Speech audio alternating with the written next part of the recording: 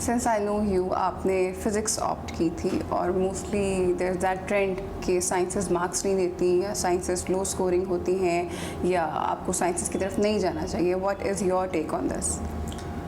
Sciences जो है इनके बारे में जिस वक्त आपने जैसे जिक्र किया कि मैंने फ़िज़िक्स रखी थी, जिस टाइम पे मैं फ़िज़िक्स ऑप्ट कर रहा था तो उस टाइम पे भी मेरा नहीं ख्याल कि कोई शख्स ऐसा होगा कि जिसने मुझे मना ना किया हो. राइट. फ़िज़िक्स ना रखो, फंस जाओगे, पेपर मुश्किल आ जाएगा, सवाल गलत हो गया, नंबर नहीं आने, पीएमएस में फ़लाने दोस्त ने रखी थी, उसका पेपर पास नहीं हुआ, उसे तैयारी नहीं हुई, मुश्किल सब्जेक्ट है, ब्ला ब्ला ब्ला. तो साइंसेस के बारे में जो ये ट्रेंड है ये बिल्कुल गलत है. अगर आपकी डिग्री है उस सब्जेक्ट में, बहुत अच्छी बात है. अगर वो सब्जेक्ट आपने अपनी डिग्री के दौरान पढ़ा है, जैसे मैं मैकेनिकल इंजीनियर हूँ, तो फ़िज़िक्स के मेजॉरिटी टॉपिक्स मैंने अपनी डिग्री के दौरान पढ़े. स्पेशली फ़िज़िक्स का जो पेपर 1 है CSS का, वो है ही सारी मैकेनिकल इंजीनियरिंग, सारे मैकेनिकल के टॉपिक्स हैं.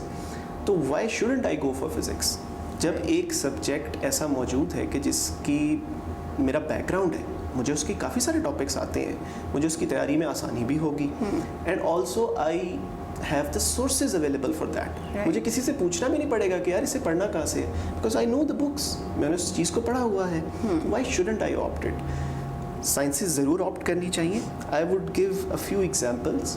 हमारे साथ 2018 में 4th पोजीशन पे जो person Aneek Anwar, he opted for physics as well as computer science, 400 marks of technical subjects, and he scored 180 in physics and 156 in computer science. Very nice, right. Written में इतने marks आ गए कि अनीक ने इंटरव्यू को irrelevant कर दिया, इतने नंबर ले लिए. Similarly, there were other examples. There was a guy from Sindh who scored 160 plus in physics. There was a guy again from Sindh who scored 160 plus in chemistry, 150 plus, 160 plus. There were numerous examples, and all of them were in top 20, top 30, top 40. So technical subjects gave them excellent marks. Right. But one thing that we have to focus on, technical subject अगर आपको आता है, अगर आपने उसे पढ़ा हुआ है, तो उसमें एक गलती नहीं करनी है कि आपने उसको इजी नहीं लेना है. Right.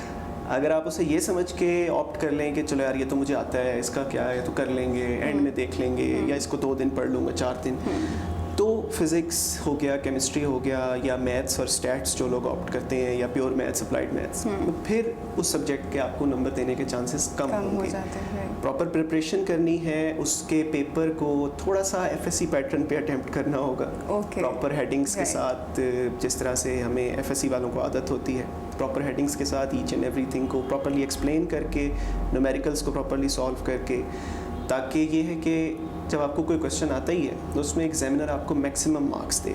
And science subjects can ensure you 150 plus marks with good enough preparation. All right.